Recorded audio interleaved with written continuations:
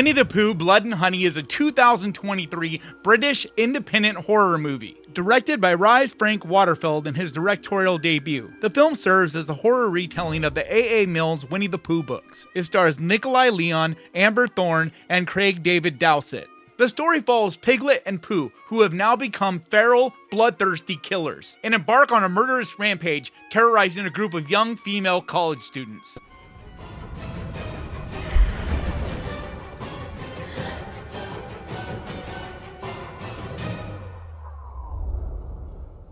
So I just got done checking out Winnie-the-Pooh, Blood and Honey.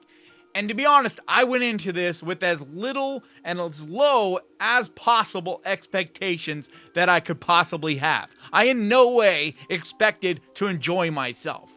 And I'm going to give this to you a little bit different than I normally do. I'm going to kind of section it into parts. I'm going to start off with what I did like about it, what I thought were positive elements about it. So surprisingly, the production value. This movie is really well produced. It actually looks really good, and the acting is not half bad. I think the trailer must have been made before they realized what they had on their hands, and they must have put some more money into this to add some more polish and just beef it up a little bit, because it really looks produced great. I mean, the way it's shot and the sound, for low budget independent movies, horror especially, you very rarely have really good sound, and this has really good sound, like everything from just the background sounds to birds chirping, things like that, just the special effects sounds, like things you don't normally pay attention to per se, but really stand out as atrocious on a lot of indie movies. And going down that same path, I really liked the gore. It was mostly all practically done and looked actually solid. I mean, it wasn't like the highest budget level or nothing, but once again, I was comparing this to movies I've seen recently, especially The Mean One. And in comparison, this just blew The Mean One out of the water because comparatively, they really knew what they were doing with the special effects. And when they used CGI, it was limited and they didn't overshoot it. They knew what they had and they kind of worked with what they had. The directing was actually pretty solid as well. I thought that it looks like a director that it's not perfect by any means, what he does, but there are elements at least that really shined about the directing style and look once again of this movie, to where I can see a future in directing for Rhys Frake-Waterfield. But that's what leads me into the negative. He also wrote this, and I'm guessing he had a lot to do with the editing. And that's where this movie really falls flat, in my opinion. The writing is atrocious. There really is no writing in this movie. There's no story. I mean, it's baffling how little story's in this. You see the entire movie's worth of story in the trailer. That's it. But that's just the beginning of the baffling things that it doesn't explain at all. All it explains to you is that Christopher Robin grew up with these friends, whatever the hell they are, and left, and then now they're mad and they've lost their minds and they're evil. And the dialogue is just atrocious. Like, nothing feels fluid, nothing feels like it's telling you anything, and it doesn't really feel much like these are real characters. Just nothing about the writing is good at all. Not even slightly good. It's actually really, really bad. And I hate to be that harsh on a small independent movie like this, because I know that there's passion. This is the one thing about this movie, this and a few things that really separated it for me from the Mean Ones. This doesn't really just feel like a cash grab. This feels like, yeah, there is production company people putting money up that were trying to get a cash grab out of this. But you can feel and tell that there's people that really cared about this movie and really tried to give it their all.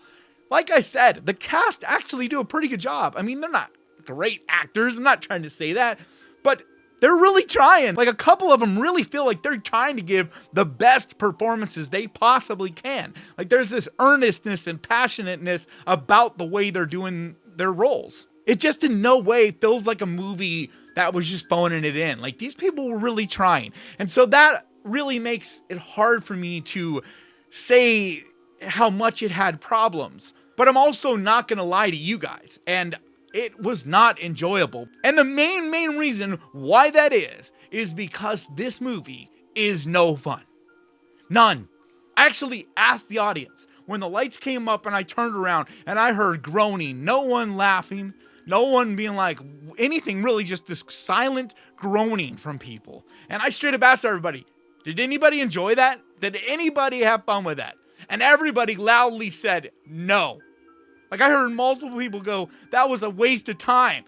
Wow, that was disappointing. What a piece of shit. Like, these are the things I heard from multiple people in front of me. And I even talked to these people out in the hall to ask them if maybe I had missed something, because I'm not gonna lie, I was a little dozy. I don't know if I ever actually fell asleep, but I was definitely fighting to, keeping my eyes open, because this movie gets boring because it is no fun. There's no humor. There's no happiness in this movie, because a movie that's campy and a movie that's gory and gonna lean into that trashy slasher quality has to have one thing. It has to have a little goofiness, a little funniness. It has to be self-aware. It has to know of what it is. Know that it's not a big budget. Know that it doesn't have a great, amazing cast. Know that it has to be a little bit funny, a little bit goofy, some kind of humor, something that's over the top enough that makes you laugh a little, feel lighthearted a little. But instead, this movie is miserable. Like, everybody is super mean and super unhappy, and it has this very dry kind of sensibility about it, and it just feels completely void of fun. And it's a shame, because if they had figured that out, if the tone was right in this, it actually could have been a pretty great little movie for what it is. Because like I said, the gore was really good. It looked pretty fantastic. The cast did an all right job. The look of it, the movie looks really good. Like I said, better than the trailer. It's just so not fun, which makes it feel so much more boring. And the scenes feel like they drag on and on and on, because there's nothing fun, nothing entertaining about it. It's just these people running from these mean killers that have no motive and are brutally killing people in these very unfun ways. That almost feels like a Saw kind of movie, or a Hostel. And the thing about that is, you can do that. You can have those vicious, mean kills like we saw in Terrifier 2, but you gotta have some levity to it. You gotta have an Art the Clown, something that's kind of funny a little bit, breaks things up a little, and doesn't feel quite so mean, because then there's no fun in it. And if you're gonna be mean like that, if you're gonna do a Hostile type of thing where it's really, really intense, really, really mean, well, then you can't have characters running around as Winnie the fucking Pooh. Because immediately you're thinking funny, you're thinking fun, you're thinking campy, you're thinking silly. Okay? It's like I said, I think the people that made this wanted to make a really good horror movie that was intense and scary.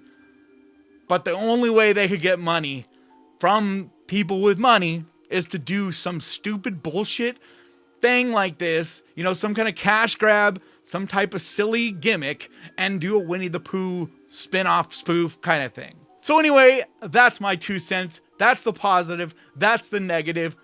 I did not have fun with this movie. I was pretty much bored. I did appreciate certain elements of it, and like I said, I think there's definitely some people that were involved in this that could have a bright future, especially if they get to make the kind of movies that they want to make instead of being forced to make, a gimmick. But my recommendation for you guys is don't go waste money in theaters. Wait till it's streamed somewhere, or wait until you can rent it, something like that. Don't spend a ton of money on it. I'm not trying to trash it. I'm just trying to tell you guys it is what it is, and I just don't think it's a movie worth spending a bunch of money on. But I love that these people are out there trying to make a movie, and I wish that someone with money, like if I had it, I'd do it. I wish that someone that has some real money would give these guys money and be like, hey, make a real movie. Get another writer, get someone that really knows how to write. But the rest of you guys, with a good writer, go make this vicious, mean horror movie that isn't gonna be a gimmick and isn't gonna be spoofy and just is gonna be mean and vicious and scary and savage.